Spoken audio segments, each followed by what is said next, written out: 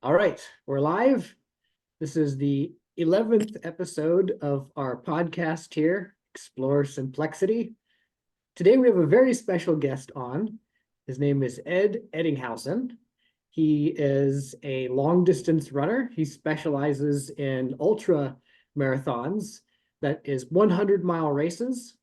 He has the world record for the most 100-mile races run.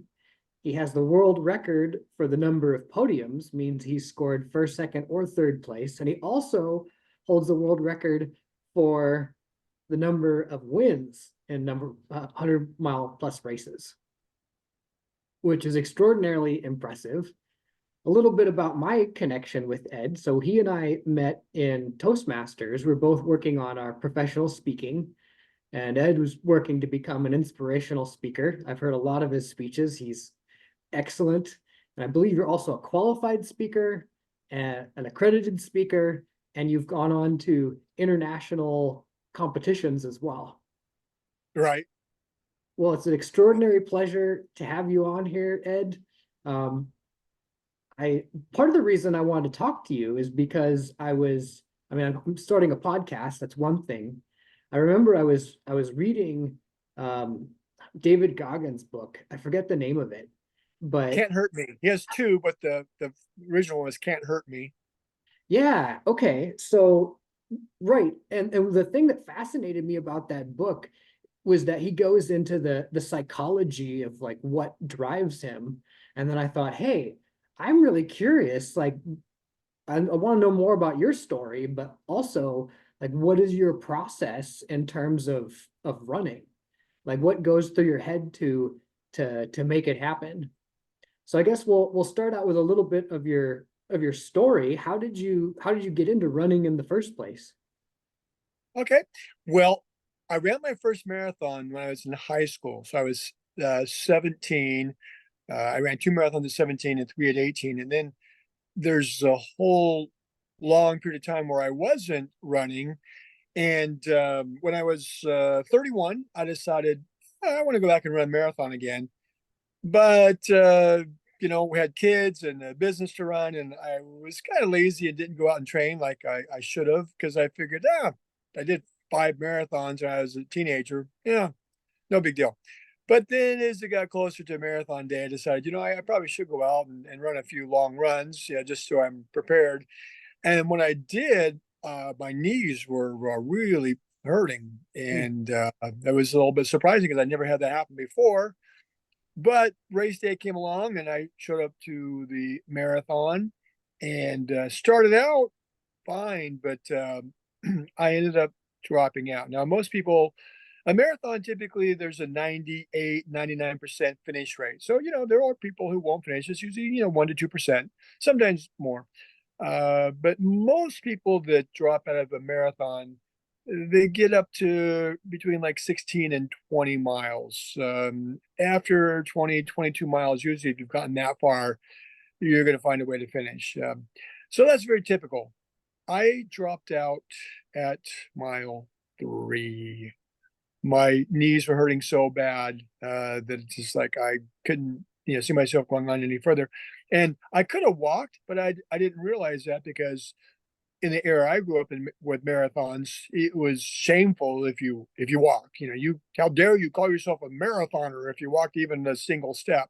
Things have changed a lot since then, because that was 1980 when I ran my first marathon. But so I still had that mentality, and so it's like, well, I can't run, so I got to just quit. So a couple of weeks later, I was talking to somebody, and I can't remember to this day who it was. If it was even a marathon run, I don't even know. But I told him the situation that had happened, and he said, "Well, maybe all those marathons you did as a teenager and all the running you did on the hard pavement, maybe you actually damaged your knees as a teenager." Now, I don't remember that this guy was anyone in the medical field or a coach or even someone who'd even completed a marathon, but whoever he was, that thought stuck in my head, and I convinced myself that that was it. I would never run marathons. I'd ruin my knees. So that was when I was 31. And when I was 45, we had I had invested heavily in some different real estate opportunities, and unfortunately, this was 2007, 2008 when the bottom completely dropped out of the real estate market, Right. and so I had a number of properties, lost all the properties, and that can happen. But the worst thing is I had over leveraged and had pulled all the equity out of our own personal home. So the worst thing was we lost our home, and it's pretty bad. It's bad enough to have to tell your wife, "Hey, I made some bad decisions, and we're in hot water here. We're going to lose the home." What's worse is when you have to tell your children Yeah. that you're losing the home, and so it's a very difficult time for me, and I went into a very deep state of depression to the point where I had suicidal ideations, which basically is you're planning it out. You've got an idea of what you're going to do. Oh, you're thinking about it. Uh, yeah, you're thinking about it, and I had a plan. I knew how I was going to do it. Now, the good thing, and this is probably the only time in my life where this has paid off. I have a problem with procrastination, and I think the one time procrastination pays off when you procrastinate committing suicide, because I kept putting it off. And my wife convinced me that I really needed to get some medical attention, so I did. I got some mental health help and got on some medication, and also my psychiatrist was a marathon runner, and he has suggested that I go out every day and exercise.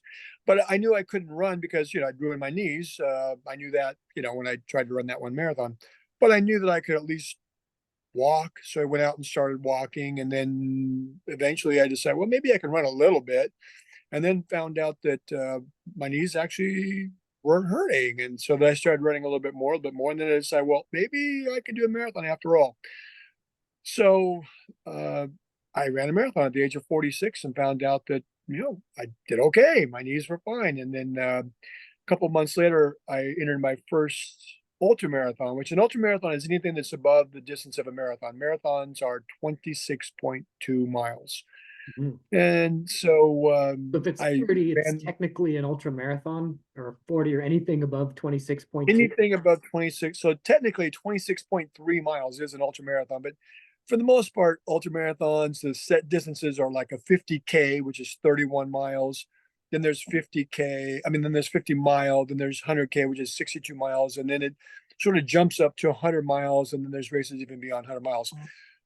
So I entered this race. It was a 24-hour race. It was a 1 mile loop on a horse ranch. And just 24 hours kept going, and got to a point where I couldn't run anymore and started to walk. And I didn't realize that you could stop at any point. I thought that if you didn't stay out on the course for the whole 24 hours, you would get disqualified. That's how little I knew about running ultra marathons. And so even though I was in pretty bad shape, I kept on going. And by the time the 24 hours were up and the dust had settled, I'd actually gone past the 50K mark and the 50 mile mark and the 100K mark, and even a little past the 100 mile. I actually ended up with 102 miles in my first ultra marathon. That ended up being, of course, my first 100 mile race. I wasn't bit by the bug because I ran my first 100 mile race when I was 46. A year later, I went back to the same race when I was 47, ran my second 100 mile race. And then I ran my third 100 mile race when I was 48. So you can see that this isn't a very, uh, good pattern to do a whole lot of races. But then when I was 48, then I started running a bunch more. And now I'm at, the one I just did this last weekend was number 248. Man, Yeah. that's incredible. And well, not only the achievement, but like you said, you didn't just have this obsession, like I'm going to run these ultra marathons. It just kind of gradually grew into that. Right. Yeah, that's true. Well, of course, after I did the first one, it's like, oh, I'm never doing that again. But then time went by, and I decided, well, maybe I'll try it again, and it definitely gets easier. Now, I'm a bit older than I'm still in my 40s, but I'll let you do the math. I'm now 40-21.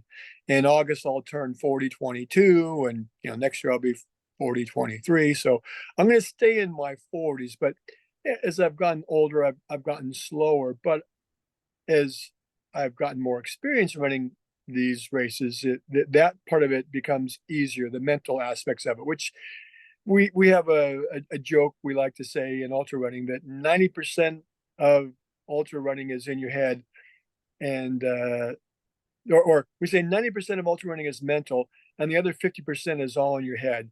So it's kind of a takeoff on Yogi Berra, but yeah, it is really, it is mental, so much of it. And for us to even do these things, we're kind of mental anyway. There's something a little screw loose with all of us that do ultra marathons, probably, especially those like me that are kind of obsessed with it. But yeah, it mentally you figure out the game, and it is definitely, it's the long game for sure. And it gets easier mentally. Physically, yeah, 100 miles is 100 miles, and you learn what to do. A lot of 100-mile racing is really making decisions when you come upon obstacles. If something comes up, okay, how do I get through this? How do I handle this and overcome that obstacle? And then another obstacle comes up, and how do I get over that? So it's really a matter of making more good decisions than making bad decisions, because a lot of times you make a bad decision, well, then that's going to take you out of the race. So it's just, you know, having a plus side of the decisions that you make. Okay. So I definitely want to delve more into the psychology of long distance running. But before that, I'm curious, like, where did the Jester persona come from? Like, what's the origin story for that? Yeah, it kind of organically grew. So back in 2009, that's when I started running again. And in 2010, the summer of 2010, I started on a quest to break the world record for most 100-mile race, not 100-mile, most marathons and ultra marathons in a year. So I'd started doing hundreds, but I was doing actually quite a few marathons. And so every weekend I was going out running marathons, and just to kind of make it fun, I would pick up hats at Goodwill, just cheap used hats that were funny hats. And so I had these different hats. I had a baker's hat, I had a cheese head, and a hat with like an arrow through it, just silly stuff.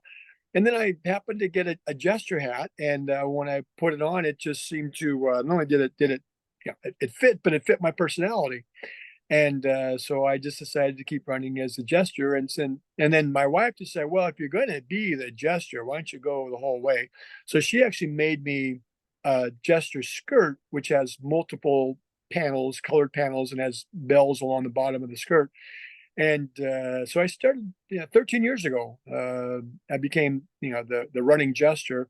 And then eventually I decided, actually about 2 years ago, I decided I don't know that I really want to be running in a skirt anymore. And so then I switched into actually there were some other suits that I wore before I found the Jester suit. And so yeah, I've just become the Jester. And the thing I like about being the Jester is it does a couple of things. One is it makes it fun. I like to go out there and have fun, and it really reminds me, and hopefully everybody else in the race, that we don't need to take ourselves so seriously. I mean, you think about it, all we're doing is just running, and especially if the type of ultra marathons I prefer are what's called the fixed time events, which are like 24 or even more. There's what's called a multi-day event, which is 48-hour. It's a 2-day event. There's a 3-day event. There's 6-day events. In June, I'll be doing a 10-day event.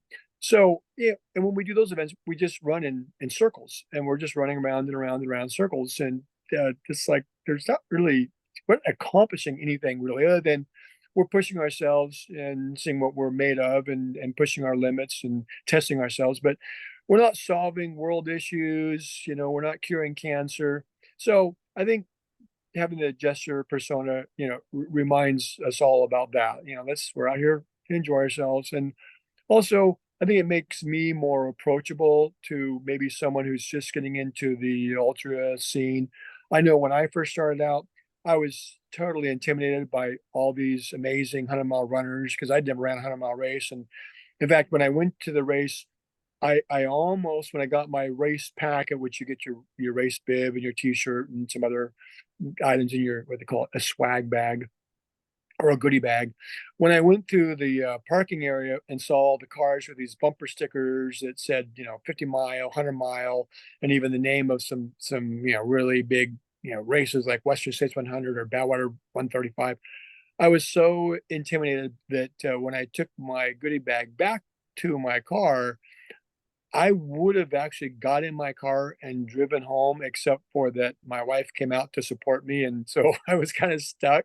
But if I had gone there by myself, I'd have just gone home. It's like I don't belong here. I'm just a marathon runner. What am I doing here with all these great ultra runners? And so then when I ran into some issues at the race, it would have been nice for me if I had just reached out and asked some of the veteran ultra runners, "Hey, I'm experiencing this. What do I do? Is this normal?"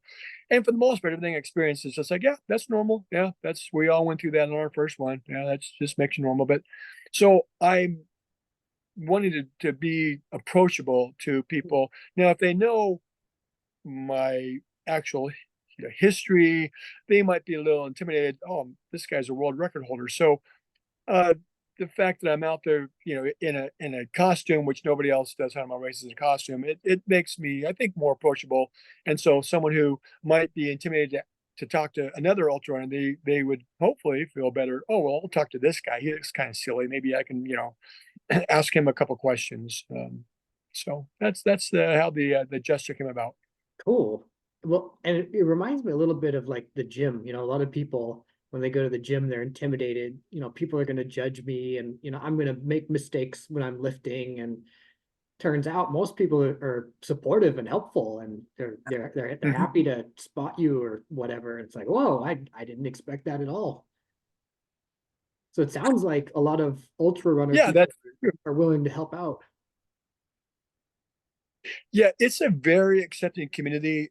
I've done over 200 marathons in addition to the 238 or 248 100 mile races. Actually, I've been in over 270 100 mile races, but I haven't finished all of them. So, it's called a DNF, did not finish. So I've got over 20 100 mile races that I started and for various reasons didn't finish. So I've seen the difference between the two running communities and the ultra. We call it the dark side, ultra marathons.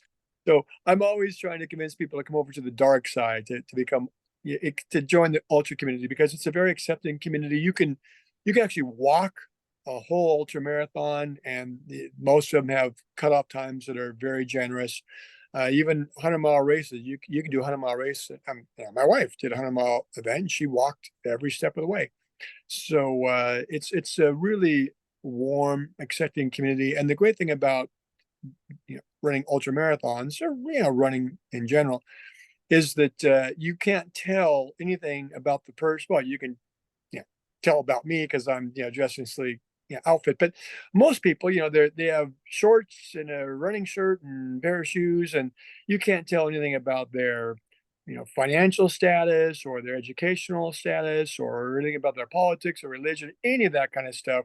And which is kind of nice. So if you want to talk about that, you certainly can. But yeah, it's really about where they're for the shared experience, and that's a big part of the ultra running community is that it accepts everybody, no matter what. And so I consider myself the king of the mofos. Now, mofo has a certain connotation, but mofo for me is an acronym for misfit, oddball, freaky outcasts. So I'm never going to be the cool kid. I grew up in foster care, and I never quite felt like I fit in quite right to society, and that's for me. It's perfect. And I want people to feel like, hey, you know what? I'm with him. I'm an oddball. I'm a kind of a misfit. So yeah, he's my guy. That's awesome. Well, two things. So I definitely remember you giving a speech about that. You're talking about, keep the weird on or something like that. Yeah, celebrate your weirdness. Yeah. Yeah, which I love. And I also it reminds me of this old what was it? Was it like a Rudolph the Red-Nosed Reindeer kind of claymation? It's the same kind of idea, you know? Yeah. Well, the that you bring that up, it's funny because there's the Island of Misfit Toys. Yes, that's what I And was thinking of. that's what, I'm part of the Island of Misfit Toys. Yeah, in fact, there is a Jack in the Box, you know, that something weird about, all the Island of Misfit Toys, where there's something weird or crazy or broken about them. And I don't remember. I need to go back and look at that again, but I'll need to find out why the Jack in the Box. Oh, I think his name wasn't Jack. It was Bob in the Box or something. It's like he was a misfit because he wasn't, he wasn't Jack in the Box. So anyway, but yeah, we're all a bunch of, and if you think about it, uh, all the people that I admire, that I look up to, that I consider to have, great accomplishments, all of them were kind of weird. I mean, they were different. When I say weird, I Yeah. mean, they didn't fit in. Like you look at Benjamin Franklin. I mean, that guy, amazing, all the things that he did, invented, and a statesman, and really not only part of you know obviously the U.S. Founding, but also even France, and just amazing. But that guy was kind of weird. Mhm. And you look at Leonardo da Vinci, that guy was kind of weird. And so, that's why I say celebrate your weirdness. That's what makes you special and unique. And we try to fit in. We start learning that, in school, that we need to fit in. We need to be, if you want to be cool, you got to fit in. And I think that's unfortunate that even into adulthood, we still sometimes are like kids. We want to fit in, want to be accepted. And the ones who look at Elon Musk, if the guy wasn't the richest man in the world, you might think the guy, was, I mean, even being the richest man in the world, he still is a little bit different, a little bit, Yeah. His sense of humor weird. cracks me up. It's like he's so like part of his genius, in my view, is that he's maintained this like childlike playfulness and creativity on top of being this business executive. And Yeah. I think that's his superpower. Well, and I love, they talk about, he has what's called FU money. So he can buy Twitter. It's like, I don't care. And they're like, well, hey, you're losing advertisers, and the business might go under. He's like, okay, so I don't care. It's like, to have that kind of money, to be able to spend billions on something, and to have the attitude like, hey, it's all about free speech to me. And if it goes under, it goes under. I think so. I've also been thinking recently about the the importance or the need for people to fit in. I think we all have a need to belong. Like we have a instinctive nature to be part of a family, part of a tribe, and that's like deeply built into us. And I think when we feel rejected or we don't feel like a part of that, it hurts. I mean, part of Yeah. that can be experienced as loneliness, but also just the sense of not belonging. And the thing that's so beautiful about the Misfit Toys idea is that you can find your sense of community because you don't fit in. So it's kind of like this beautiful solution to that problem. Yeah, I agree. And the more people we're exposed to, the more we find out about, we all have unique stories, but everybody feels that vulnerability, that they want to be accepted, they want to fit in. And, again, I think society kind of pushes us to feel like we need to conform. But it's nice when there is a tribe or a community that says, hey, come one, come all, we don't care, what's weird about you, that's okay. We'll accept you, and we won't, make you feel intimidated or humiliated, or in any way, feel like you're out of line. You come, you're part of our tribe, our community, and we'll accept you with open, loving arms. That's awesome. I love that. So let's talk a little bit more about the psychology of ultra marathoning. Well, I guess long distance running in general. So personally, two questions. Personally, what motivates you to do this? And you talked a little bit about this, but just if you would elaborate more on that. And then the second question is when you're in it, and you've probably done it so far that you're a master of this, but like what's your process when like your body is screaming, stop? And Mhm. and like how do you get through that? All right. So let me deal with that question first. Okay. Yeah. So I admire David Goggins. The guy's what he's accomplished is, amazing. But we have a little bit of a different attitude when it comes to discomfort and pain and suffering. So Hmm. David Goggins, of course, his book or his first book is "Can't Hurt Me," and it's all about, hey, nothing you can do can hurt me. I don't need your approval. And his thing is also he tests himself, pushes himself in, the pain cave, if you will. And I understand that, and I agree to a certain point, but my philosophy is a little bit different in that in running ultra marathons, I like to say discomfort is inevitable, but pain and suffering are optional because discomfort is a physical, something just does not feel right, doesn't feel good. Mhm. Suffering and struggling is mental. And so I think you don't have to suffer and struggle. And I see it, there's certain people in our sport, it's kind of wear it as a badge of honor. Oh, I had to go through the pain cave. And to me, it's like, well, you didn't have to go through it. You pushed yourself to a point to where you probably were going faster than you should have, or it was too hot. You should have, hydrated a bit more, or cooled yourself down, or slowed down a bit. So a lot of the problems that people run into are actually avoidable, and they don't need to go through that. They can still have a great experience and still win races. I mean, I'm at my age, I still beat guys half my age, and it's not because I'm faster, because they're faster, but I have the experience and I've been through so many different events that I know I trust my body and I know when something's feeling a little bit not quite right. It's like, all right, I'm gonna back off.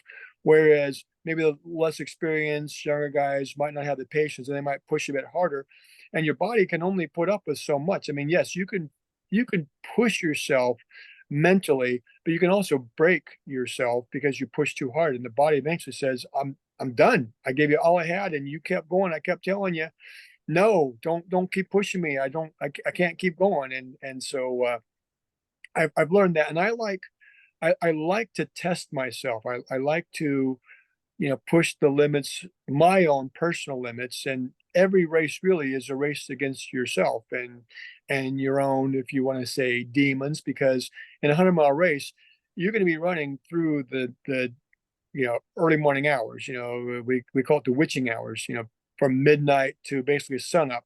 And that's when things can get to be really difficult mentally. And it's the ones who are stronger mentally, they can get through it. It'll break some people. And it's a good way to test yourself and to put yourself in a situation to where, okay, now what do I do? How do I get out of this? How do I turn this into something, positive? And so that's for me. I like to push the boundaries. And so this past weekend, this year I'm trying to break another world record. So in 2014, okay, in 2010, I broke the world record for most ultra marathons in a year. I did 135 races in one year. And then in 2014, I broke the world record for most 100-mile races or longer in a year. And I did 41. Well, I had that record for 5 years. And then 2019, young whippersnapper named Walter Handloser, who I had actually met at a race and encouraged him, hey, yeah, you could, break my world record. And sure enough, he did 50 in one year in 2019. So I had the record for 5 years from 2014 to 2019. He's now had it for 5 years from 2019 to 2024. So I'm going for the world record. In fact, I saw him at the race I just did this past weekend, and he knew at the beginning of the year. I told him, "Yeah, I'm going for it." And his response was, "It's about time, Ed. What took you so long?" He thought I'd be trying to get the record back, before this. So Sounds like this some year friendly competition. Oh yeah. Oh, for sure, for sure. And I would love to have. So when I did it, it was just myself trying to do as many races as I could. When he did it, he had the benefit of there were two other young guys who are also trying to get the most 100-mile races in a year, and he outran them. He was trying to do one every single weekend. So 2 weekends he had races he didn't finish. So he ended up finishing 50 out of the 52, which is the current world record. So it would be nice to actually have someone that would jump on board and say, okay, Ed, I'm going to try and beat you, because having that competition kind of makes it fun and gives you something to push yourself further. But so this weekend, my goal was to do two separate 100-mile races. So I flew to New Mexico. There was a race that I did that started Friday morning, and my plan was, it was a 34-hour race, but I was just going to stay long enough to get 100 miles in. So I figured it'd take me about 24 hours or so. And then I had a flight scheduled that afternoon from Albuquerque to Fresno, and then there's a race that started Saturday night.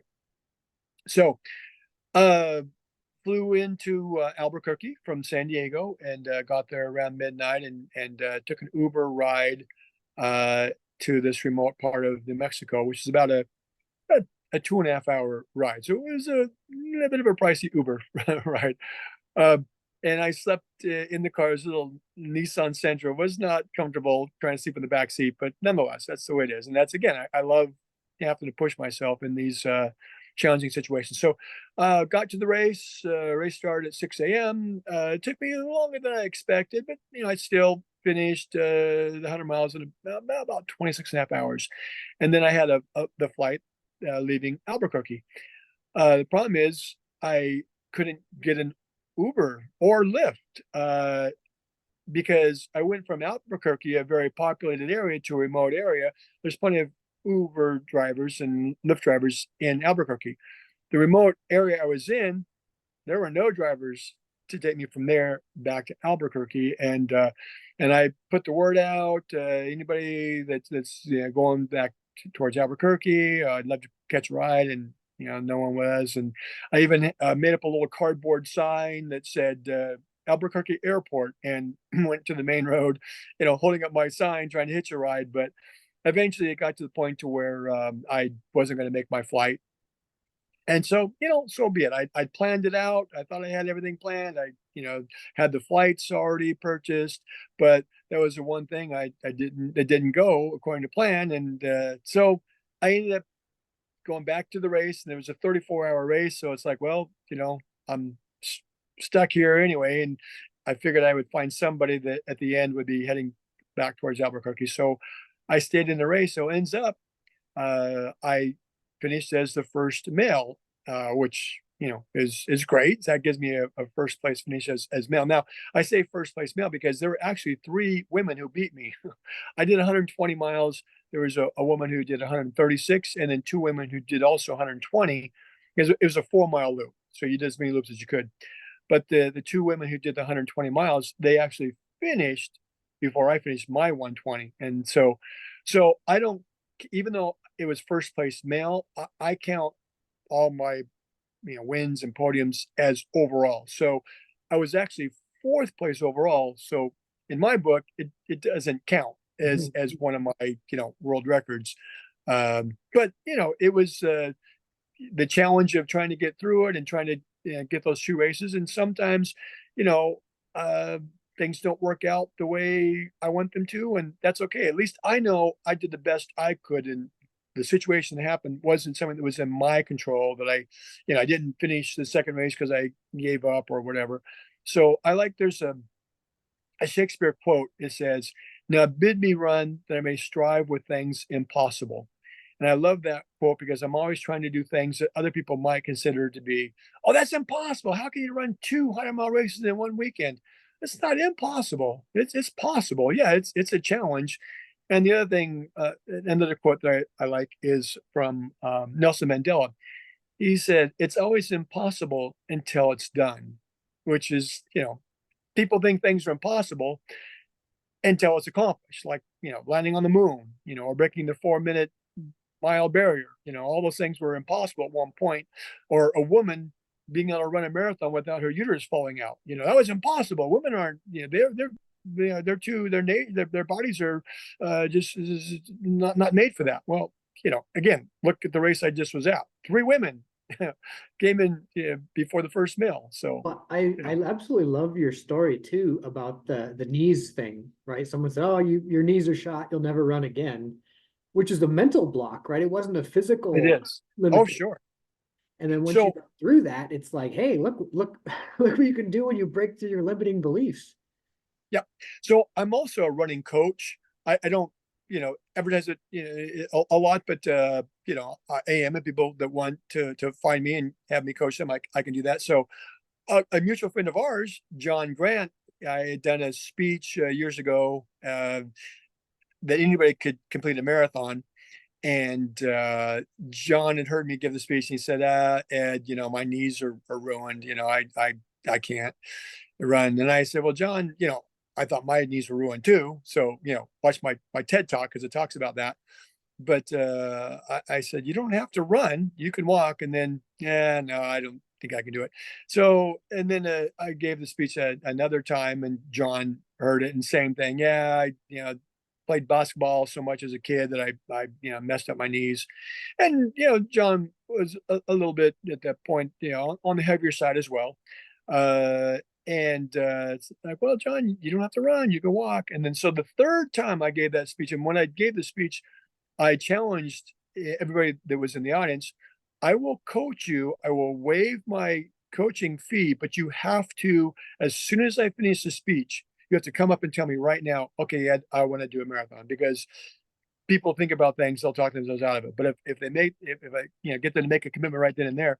So the third time John heard the speech, he said, okay, Ed, I still don't think that I can do a marathon, but because you believe I can and I believe in you, then let's give it a shot. And sure enough, John's done now 2 marathons. And so I like, again, I'm the king of the mofos. I'm the coach of the mofos. Most of the people that I coach are people who would maybe be rejected by other coaches, people who have bad knees. I helped coach a woman who had a hip replacement. I've coached many people who are cancer survivors, people overweight, people who their age is, older. So all the people who would have a reason to say, no, I cannot do a marathon, those are my people. I don't coach the elite 30-year-olds. It's like, there's other coaches that could coach. I mean, not that I'm opposed to it, but my specialty is coaching people who have given up on that dream. Maybe they wanted to do a marathon. It's been a lifelong dream of theirs, kind of on their bucket list, but then they decide, nah, I gotta, I can never do a marathon. And all they really need is someone like me to come along and say, oh, yes, you can. You can do, not only can you do a marathon, you can actually do a 100-mile race. But for most people, that's a bit intimidating, overwhelming. In fact, a mutual friend of ours, Sabine Becker, she was at my TED Talk in 2015, and then she joined Toastmasters a few years later. And she said, oh, I was there at your TED Talk, the Temecula TED Talk. And she said, I'd like to run a race. And I said, oh, all right. What distance are you thinking about? And she said, I'm thinking like one of those, like those 3-mile races, right? Those 5K races. And I said, well, why not a marathon? And Sabine looked at both shoulders, and then she looked at me and she said, do you think I can? Now, of course, Sabine. Sabine was born in Germany. She's a thalidomide survivor, and she has these teeny little, deformed arms. And, I knew what she was wanting to say is, okay, I don't have arms. Can I run a marathon? And so my response to her is, you don't need arms to run a marathon. Your legs, how do they work? Oh, my legs, I do everything with my legs and my feet. My feet are my hands. It's like, well, then you can run a marathon. And sure enough, I coached her, and she, completed a marathon. So it's a limiting belief that people have, that sometimes they just need someone to say, hey, not only do I believe in you, but I can show you, I can help you accomplish that goal. And many times, we need, a coach or a mentor, that's been there, that can say, no, I know what it takes, and I'll help you.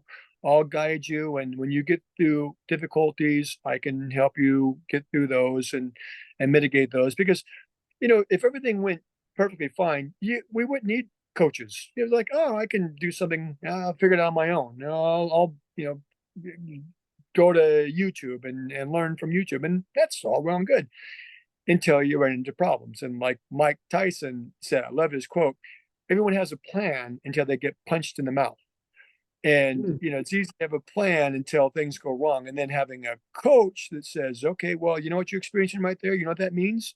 That means you're normal. That happens. So let's get through it. And So I love coaching because it's an opportunity for me to share my knowledge and wisdom and help others. I didn't have a coach, I didn't have a mentor, and I was completely intimidated by the sport. Now I've learned things, most of them by making mistakes. So if I can help someone and help them prevent making the mistakes that I made, then they'll have an easier time getting their goal accomplished. Cool. Yeah. Well, I definitely want to put if you have like links to your coaching or your social media stuff, I'll put that in the description below for people. Sure. Well, my Facebook page is Jester Nation, and my Instagram is Running with the Jester. So I'm not I mean, I have the Instagram page. I'm not really active on it. I need to get more active because I would love to get a sponsor, and I know that's for a sponsor. It's a big deal that you have a big social media impact, and so I'm not so active on Instagram, but on Facebook, I'm active there. So if someone is interested in getting in touch with me, probably the best thing would be just go to the Jester Nation and then send me a private message. Okay. And I think I've also seen a shirt, keep calm and Jester on. Do you still have those? That's right. We made those years and years ago, and we sold those, and I need to do that again because I have some people that every so often will say, "Oh, I love that shirt," and so I used to wear it before I actually got the suit. So I wore that keep calm and gesture on, and then with the skirt, and then I've also over different times have had wristbands, the silicone wristbands, and so I think I'm going to make another one up. This one was one that says keep calm and gesture on, and it says 100 miles times 100. Anything is possible. So this was years ago. It's 2015 when I was about to get my 100, and at the time, wow, that was a pretty big deal. And I was probably the eighth or 10th person to have 100 mile races. Well, now I have the world record with 248, and I plan hopefully to get close to 300 by the end of 2024. We'll see. It'll be tight, and some of these like doubles in 1 month or doubles in 1 weekend, I need to do quite a few more of those to make it happen. But it's possible. Mhm. Cool. So just to make sure I'm following. So you said your philosophy in terms of your relationship to pain isn't one of like pushing yourself to through pain for the sake of pain. It's actually to minimize unnecessary suffering. I avoid pain. I Mhm. don't want to hurt. What's the fun in that? So I take care of my body because the other thing too is pain is the body's way of saying, hey, something's wrong. Yeah. And again, David Goggins, he's an amazing guy. I actually ran with him. There's a race called Badwater 135, which runs through Death Valley, 135 miles in the middle of July. Mhm. And he is entered it 5 times. He's finished it 3 times over a period of many years. The last 2 times he was there, his last finish, his third finish, I did the race that year. And then the last time he was there, he didn't finish the race. Well, I've done Badwater 10 times in a row and finished every time. That doesn't, I'm not saying, oh, I'm better than David Goggins. I'm saying that we have a different relationship with pain because he would push himself through pain, and then, and he's basically he did ultra running for about 15 years from the age of 30 to 45. But he's retired basically from running ultra marathons. And during his career, as far as I can tell, he did 18 races of 100 miles or longer and won 2. Mhm. So, my numbers are a little bit more than that, but also mine has been over a 15-year period. But I didn't start till I was 46. He basically retired from the sport at the age of 45 because he, basically destroyed his body. Now he still runs, and you see the videos of him shirtless, and the guy, is super fit, obviously, Mhm. at the age of, I think he's now 48, maybe now, Mhm. but he doesn't run races anymore. I think it was 2 or 3 years ago, the last time he ran a race. Well, you know, I'm quite a bit older, but my body's still doing great, and it's still strong. My knees are perfectly fine. I don't have any issues whatsoever. Now, any day that could change. There's another kind of a phrase we like to say in ultra running is someday I won't be able to do this, but today is not that day. Mhm. And so, yeah, and so I avoid pain. And if my body is feeling pain, it's like, okay, there's a reason for that. What have I done wrong, or what can I correct or do differently to reduce that pain? And if I have severe pain in an ultra marathon, I'm done. I'm pulling out. It's like, Mhm. I don't want to go through this. I don't want to push my body like that and break my body. The human body is the most amazing machine in the world. It's the only machine that the harder you push it, the stronger it gets, unless you break it. Mhm. Now you break it, you get one body, and that's I mean, you can recover from injuries, but there's some injuries that actually have taken people out of the sport. And many times it's because they just push their bodies too hard. Well, I know guys who were in their mid 80s, and even I ran with a guy a few months ago who's 91 who these guys completed 100-mile races. Now, it was over multiple days, and they were walking. But the point is, they're able to still do that in their mid 80s, and even the guy that's 91. And I'm thinking, if I could just live to be that age and then Mhm. physically be spry and mentally alert, let alone still able to do 100-mile races. That's just amazing. So those are the guys who really I'm inspired by those guys, and I'm inspired by the people who are the last ones to finish a race, not the first place, guy. I mean, that's great. That means they have talent. It means they did something well. And I've had some pretty decent races and some good wins, but I can tell you, my my fastest races, everything fell into place. It's not like, oh, I had to overcome all these obstacles. No, everything fell into place. It's the ones where you have the difficulties that slow you down, and then you figure out how to get through those. And so, someone who's, let's say there's a 100-mile race this weekend that has a 36-hour cutoff. Well, the winner will probably finish in probably, I'm thinking about 18 hours, knowing this race, somewhere between 18 and 20 hours.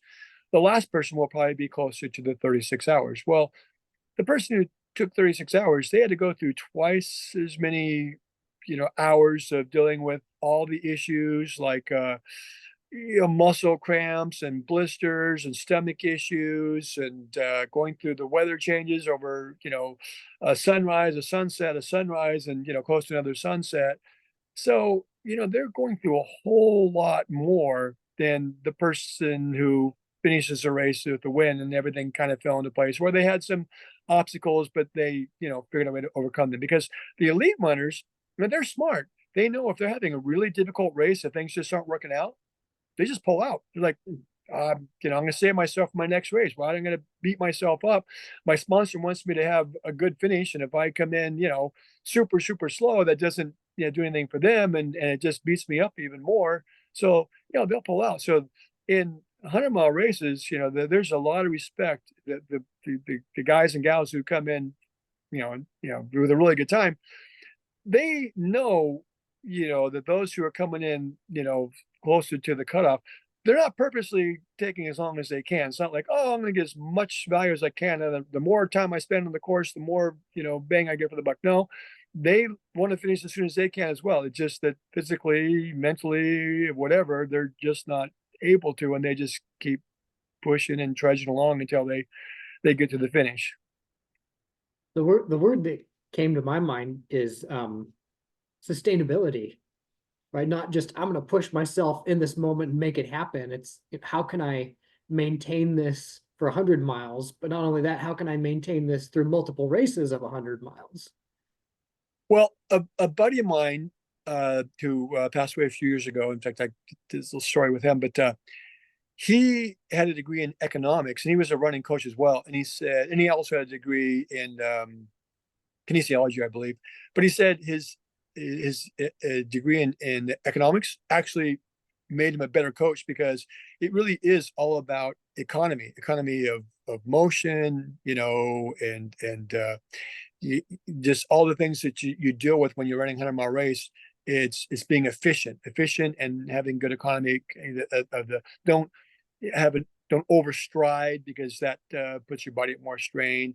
And be more aware of any breaks you take, because those can, the clock's still ticking. So if you take a break, that's going to eat up time, and just a lot of other factors that come into play. But it really is about, yeah, sustainability, economy, efficiency. Those things all come into play. And what is now, I mean, maybe in the past too, but what motivates you to do this? And then you mentioned part of it is challenging yourself to grow, and part of it is maybe a friendly competition with other people. But what else? What's your driving Yeah. force? You know, I I I don't know for sure, and I know that sounds weird. It's like, what? You have all these world records, you don't know what motivates you? It I'm could be motivated by, unconscious. You never know. yeah, I'm motivated by, numbers. I want to, and I want to keep doing this. I want to be an example to others, and I know I inspire people, so I want to keep doing that. But I think part of it is it's I grew up in a foster home, and my foster mother, bless her heart, she did the best that she could. So I was a foster child from the age of 7 months on. My mother was bipolar schizophrenic, so I was removed from her care at 7 months old and placed into foster care. And at the age of 12, the foster home I'd been in since I had been 3, they actually were able to adopt me. And then, there was, in fact, they kind of sped the process up because my foster father had colorectal cancer and passed away just a few months after I was adopted. So basically, yeah, from the age of 12 on, I was raised by a single mom. And she meant well, but she had been raised by an extremely abusive mother. And she did the best that she could. And I won't say that she was abusive, but, the spare the rod, spoil the child was definitely a motto in the home. But the other thing, too, is, um, you know, she one of the things that she said is, no matter how good you are, there's always going to be somebody better. And I don't want there to be somebody better. I want to be the best, or at least, have the most. So I think about these. I meet guys that are in their race, that are in their 20s and 30s. And I tell them, it's guys like you that keep me doing this, because you guys could easily destroy all my records if I don't keep pushing them further and further and further. So I'm going to keep on doing that. And then also, something about, it's never enough. I mean, I talk about writing a book, and when I broke my first world record in 2011, well, that was 13 years ago. It's like, okay, I can write a book about that. The most 100-mile, or actually the most marathons and ultra marathons in a single year. It's like, nah, it wasn't enough. And then as I started breaking more and more records, it's like, nah, it's not enough. That's not enough. I need to do this. I need to do this. And so I basically, just about every record I've gone for now, I've broken it or surpassed it. And now it's like, well, I need to do 300 100-mile races. No one's ever, got anywhere close to that. Once I do that, but I actually do have a book that I do want to write, and I think I'm ready. I think I have enough that I can say. And mostly, what I want to do is dispel the myths. There's so many myths about ultra running, like, oh, it's going to ruin your knees, and I get that question all the time. Oh, your knees must be shot. It's like, no, I've done enough miles to have gone around the world, I don't know, 3 or 4 times, and my knees are perfect. I don't ever have any knee pain or discomfort. Now, part of that is genetics, so, which are obviously out of my control. Part of that is I've lived a healthy life. I was raised in a very healthy environment as a Seventh Day Adventist, which, if you know, the blue zones, Loma Linda is a blue zone, and it's because Seventh Day Adventists, they most of them are vegetarian. They don't drink, smoke, drugs, any of that. And there's some other aspects, and of course the community of the church, the religion as well. And they take one day a week of rest. It's part of the doctrine, like the Jewish Sabbath, and which I'm not a practicing Seventh-day Adventist now, but that healthy lifestyle that I grew up with, and my wife grew up in the Seventh-day Adventist faith as well. So we both live that same, that lifestyle, continue to live that. So that's probably benefited me, as I mentioned, genetics.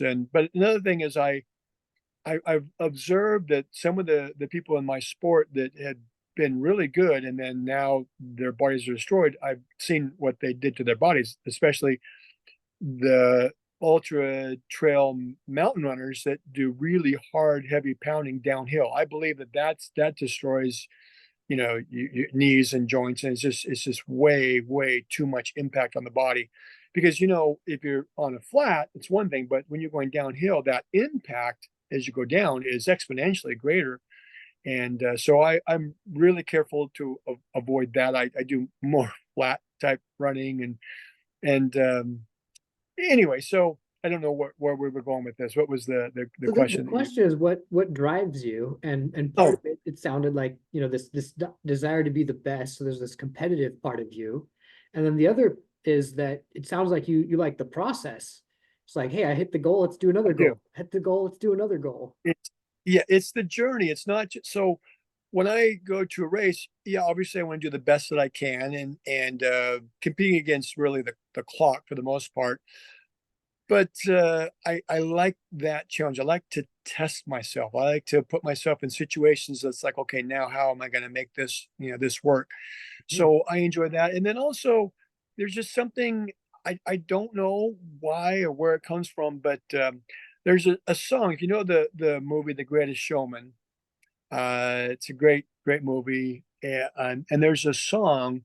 It's Never Enough, and that song is sort of my theme song. It's just never enough. I just no matter what goal I accomplish, it's like okay, I I I, I got to set a new goal. Hmm. I'm gonna push it even further and further and further and further.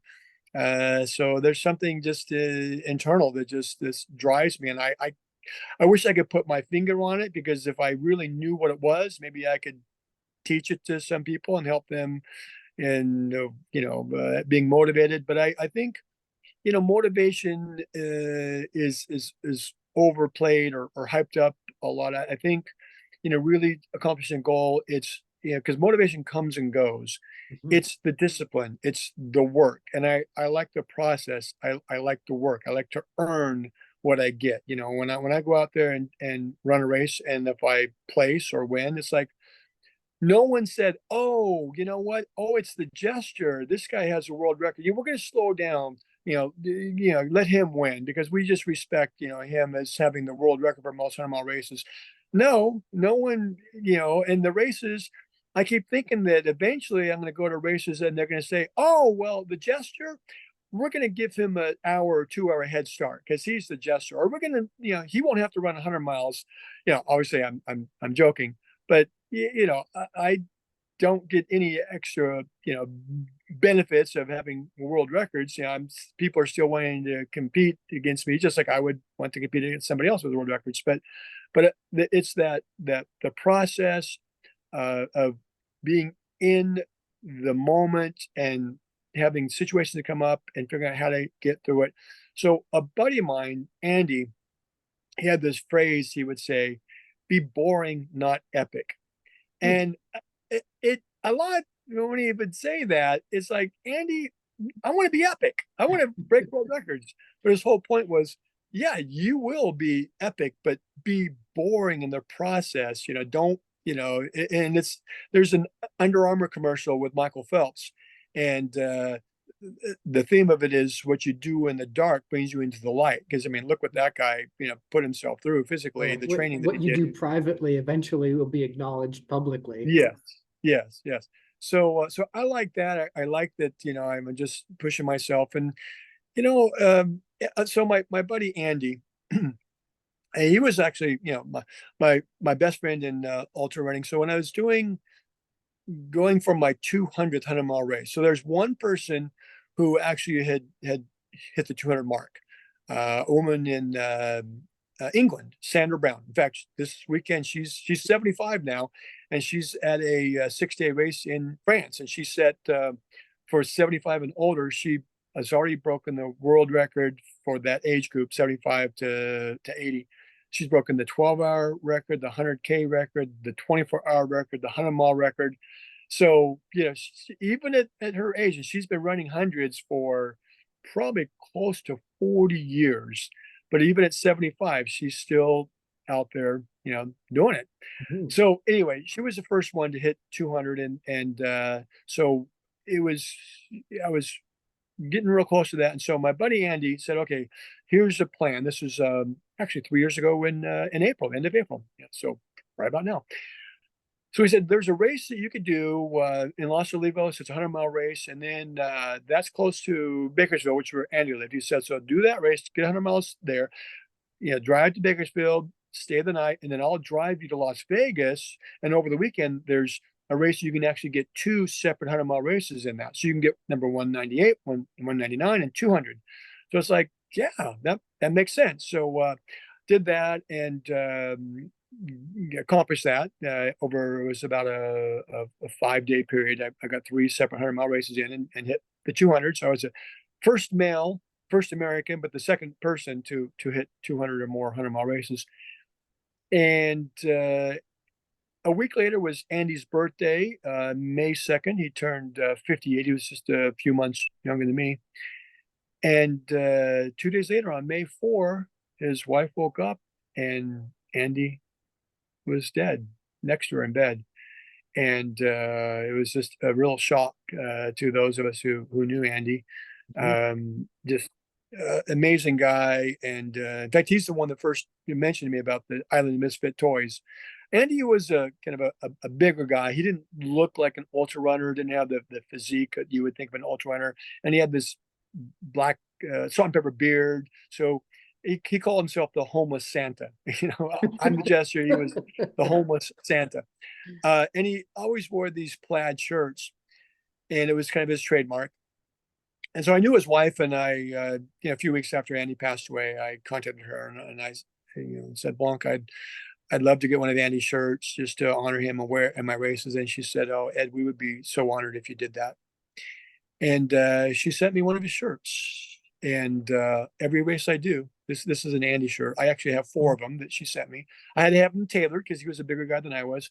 But so my 200th race was the last race that Andy was at that I had done, and then I did my 201st race without I hadn't contacted his wife yet. But after that, every race I've done since then, I've worn Andy's shirt. So it might look like, well, that clashes, Ed. You've got the plaid and the argyle. Yeah, I know it does, but that's also part of the weirdness of, hey, I'm just different.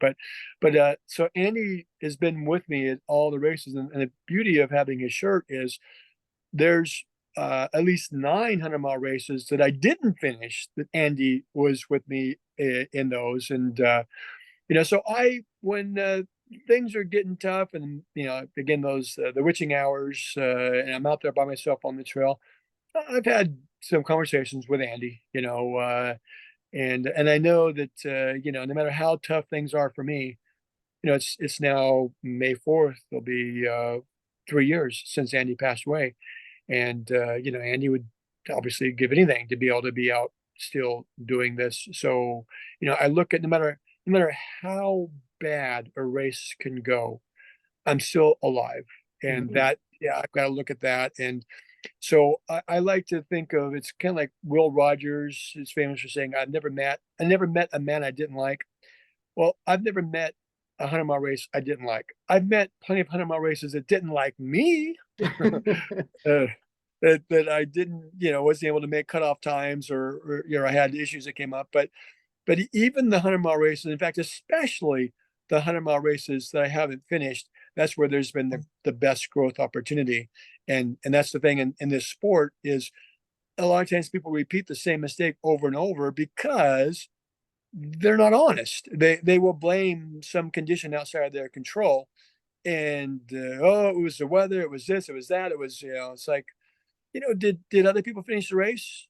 Yes. Well, then, they have the same conditions. So maybe there's something more. I mean, maybe the weather played a role, but like, Bill Bowerman, the former coach of Oregon State, and also one of the founders of Nike, he said there's no bad weather, only dressing poorly for the weather. And so, whether the weather conditions are, you can, get through it if you use the proper dress and do the proper steps. And so whatever issue comes up, and if that issue, a repeating issue, when you don't look at it and fix it, then you're going to, like they say, the definition of insanity is doing the same thing over and over and expecting different results. Mm. And so I think one of the biggest things is being honest with yourself. And when you maybe don't have such a good race, or even don't finish the race, like, okay, what happened here, but what did I contribute to this? And so I believe in extreme ownership. Everything is my responsibility.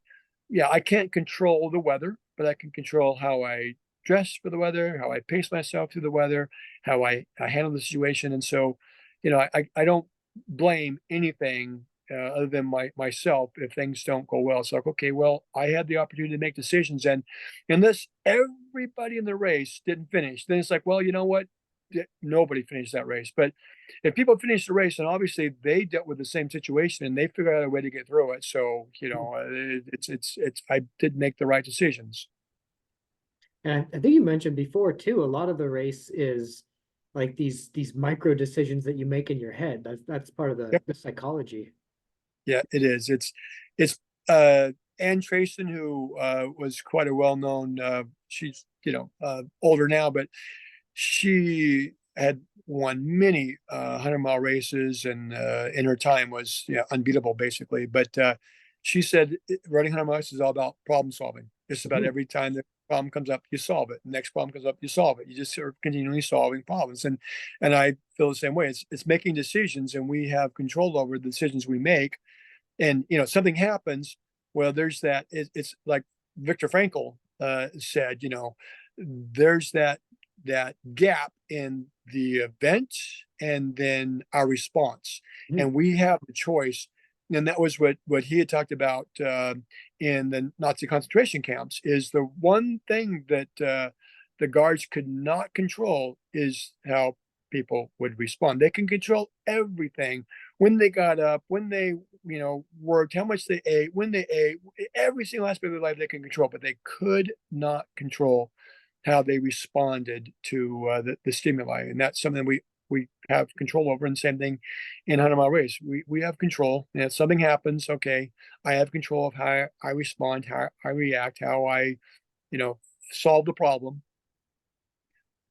That's great. And what I like about that is because I think for a lot of people, these competitions and sports in general seem to be about health, right? Like I'm going to be a healthy person, I'm going to get my body in shape, but a lot of it is personal development. Like you become a better person by working through this process. The biggest thing I've learned as a coach, and I've learned so much, uh, as much coaching as I have from my personal experiences, that I've learned it really, so much of it is mindset. I mean, I've had so many different personalities, and some that like I had this one woman who her goal was to have a sub 24-hour 100-mile race. She'd done a number of hundreds, but had never quite broken the 24-hour mark, which is kind of that's kind of a landmark that we shoot for. And she was in her 40s, but she everything I told her to do, she did it without question. And back to the point to where she pushed herself harder than she probably should have. And then, I found out later, it's like, you didn't need to push that hard. Boy, that's the assignment you gave me. And she got through her race, actually had well under 24 hours, and actually was third female overall in a race that had 100 people in it. So that's a really good, and she was in the top 10. So she had a really good race. But I've coached others who, fight me all along the way, and it's just the way people respond and react, and the Like, trust mental me, I know what I'm aspect. talking about here. Yeah, you hired me for a reason. You're paying me good money. We can have a discussion. If you don't agree with something, then let's discuss that. But do it. Just trust me. Trust the process, and it'll work. It'll work out. You know. Cool. We're almost out of time here. One other thing I want to talk about, you mentioned this before, is you like to inspire people, you like to help out new people, be a guide. Part of that's your coaching, and part of that's the ethos of long distance running. Now, you Mhm. also have been promoting awareness. Would you like to talk a little bit more about that, the 988 awareness? So, right. So the suicide awareness and prevention hotline, uh, for the longest time was an 800 number. And it was a number that people, couldn't remember. If you had it written down, that'd be great. But, you know, if someone's at that point to where they're just right on the edge, even the act of having to look a number up might just be, it's too much. Like overwhelming, yeah. So there was a push, and the number actually, I made an acronym out of, or a memory technique. It was 1-800 ape talk, APETALK. That's how I was able to remember it. Silly, I tried to make the talk was great, but the ape, I was trying to find something else, but I just couldn't find that word. So that's, what I, and I've never had to call the hotline, but as I started, talking to people, and helping people become aware of their mental health, and talking about suicide, that was a way to, promote the number. Well, for years they've been trying to get it something simpler, and it took, I think it was close to 3 years to get it through Congress. It's not like there was any resistance. I mean, when they finally got it to a vote, I think it was like 100%. Why would you not vote to make it an easier number, which is 988? And but it's just the process. That's how long things take to get through our bureaucracy. Something that's so simple, everybody agrees on. We already have funding for it. All they were doing is taking a system that we already have in place and just changing the number. But it took that long to get that approval. But so I think of nine as like a cat with 9 lives, and then 88 is a special number in, Asian culture. Eight is, and then also eight is a sideways infinity. So if you think of 9 lives and living to infinity, and so I think it's a great number, 988. But that is the suicide awareness and prevention hotline. And the great thing about it is it's not only it's a resource number. So if people are having difficulty, they can call that number, and maybe they're like, well, I don't quite feel like I'm suicidal, but I know I'm having some issues that I'm dealing with. And it's a resource that can help people, get through that difficult time. So yeah, definitely, I want to make sure people are aware of that number, and hopefully, it's like insurance. We don't like insurance, but we're glad we have it. In fact, I just learned a very valuable lesson. My wife has been trying to tell me, when you book a flight, you should pay the insurance. Like, no, I don't want to. That's ridiculous. Why would I pay the insurance? Well, my last race, I lost 2 flights, and they were non-refundable because I didn't pay that insurance fee. So she's finally convinced me, okay, it's happened enough times where I've missed flights going to races that I'm going to start paying that extra little fee. And the same thing, I'm a professional CPR instructor. It's, I have a world record in running 100-mile races, but I also probably, there's no real way to find this out as far as I know, but I probably hold the world record for having issued more CPR certificates than anyone in the world. I've issued over 100,000. And sometime this year, I will teach my 10,000th professional CPR course. And Wow. and CPR is all about bringing dead people back to life. I mean, I take a subject matter that's very serious, but I use a lot of humor, and I make it really fun, which it's easier for people to remember. But CPR also is one of those things you hope you never ever have to use it on somebody, but if you do, you're sure glad you'll be glad what to Thank do, and God for that. Yeah. you've learned it. Yeah, exactly. So you know, so the 988, it's hopefully a number that people won't have to use, but if they do, at least, hopefully that's a number that they can remember now and get the help that they need, because it's so important. There's so many. In fact, just this over the weekend, I saw it as I was flying home. I saw a little blurb that some woman, 53-year-old woman from Murrieta, which is right here where I live, she jumped off the overpass of the 215 and ended her life. And it's just this weekend, and you look at that, and it's just so sad. And 53, and that's she had so much more life to live. So yeah. Well, I really appreciate you, not only the work that you've done, but the people you continue to inspire. And thank you so much for coming on the show. I hope we can do this again soon. I'm looking forward to the book. And yeah, hopefully we'll have you on here again. Well, Josh, keep me accountable for the book because it's easy for me to, you're gonna have to remind me, Ed, how's the book coming along? When's the book coming out? Yeah, on. You said you're gonna do it. Let's do it. But yes, thank you for that. And yes, it's been my honor and privilege to be on your podcast, Josh, and I look forward to doing it again sometime. Awesome. Thank you so much.